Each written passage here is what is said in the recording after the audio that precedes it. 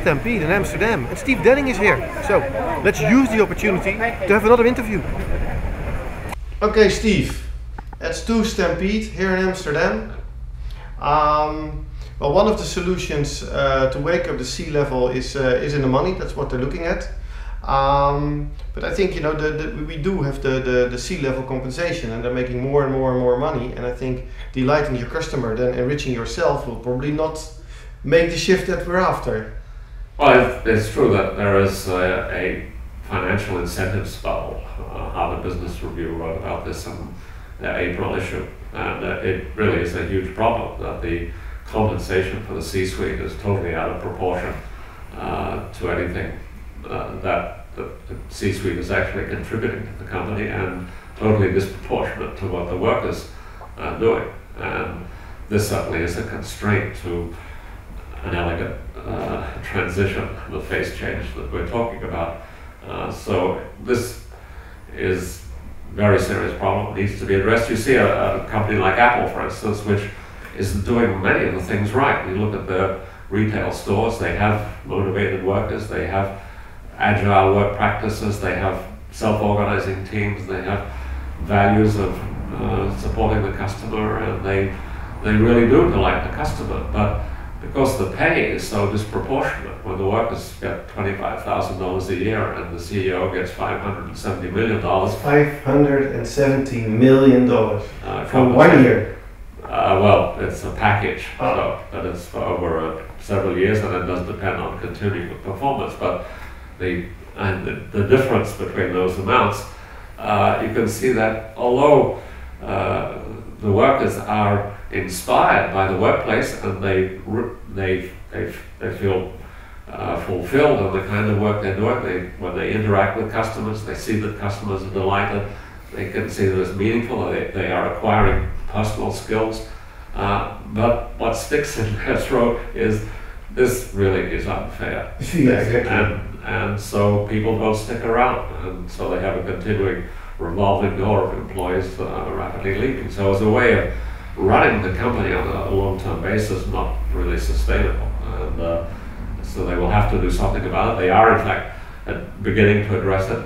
They have announced they are going to increase compensation for people on the front lines, who are really the ones who are creating the value in these stores.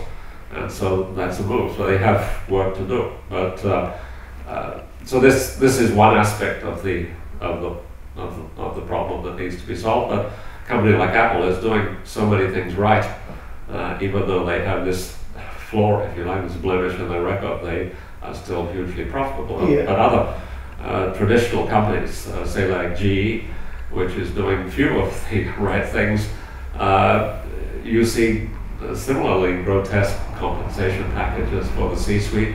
If you look at the last 10 years, the compensation retirement package for the C-suite has increased 4 times, when the share value of the company is less than half of what it was 10 years ago. So you have this disconnect between the compensation of the C-suite and the performance of the company, and that, of course, is a gross inequity and a problem for the profitability of the company, when the C-suite is in fact being compensated for running the company into the ground. Now, as we talked before, there are, of course, oases within GE which are doing things very well. But when you have a whole organization and financial structure which is out of line with performance, then you have a problem that has to be addressed.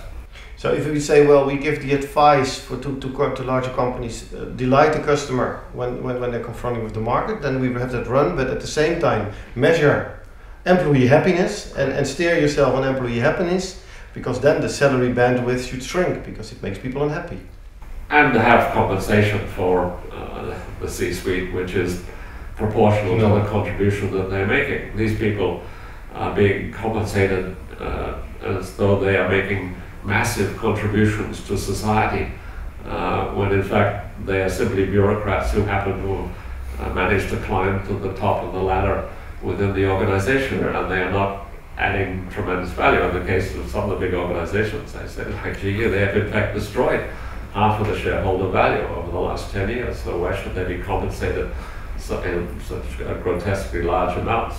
So another challenge, despite the financial bubble in the market, we also have the compensation bubble in the C-suite. Exactly, and it can't continue. It will have to be addressed, and needs to be addressed. It's a problem not just of inequity, fairness, but it's a question of economic performance. This is, as the Harvard Business Review article indicated, creating a huge misallocation of resources within the economy. I mean, you see, young people are drawn into the financial sector because the salaries are so grotesquely high, and even though those, the work being performed is not really adding anything to the economy. It's simply redistributing the pie among different players in the financial sector. It doesn't differ very much from what's happening in a Las Vegas gambling casino, and there are just winners and losers. So to have these people grotesquely compensated is really a serious problem, not just of fairness, but of economic management of the country. Okay, thanks for your time, Steve. I'm going to write about this. Thanks for the inspiration. Thank you.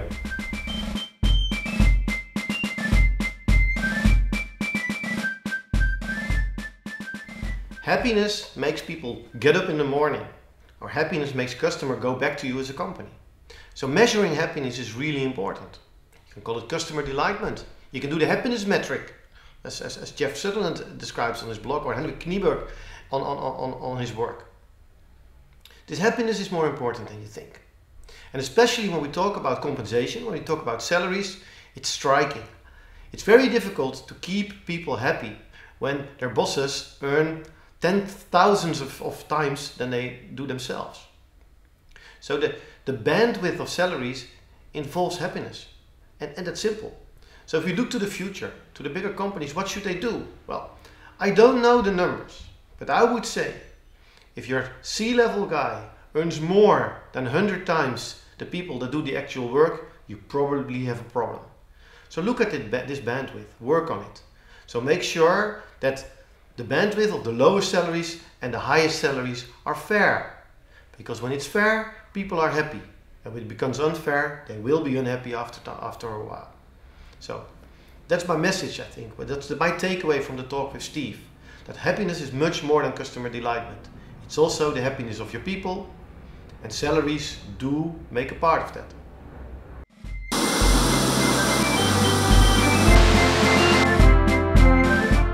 This video blog is sponsored by Awareness.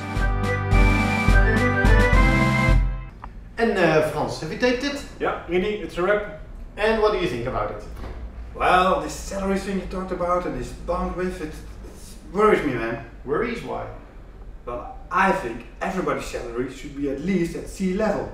Oh, why? Otherwise it gets dangerous. Dangerous?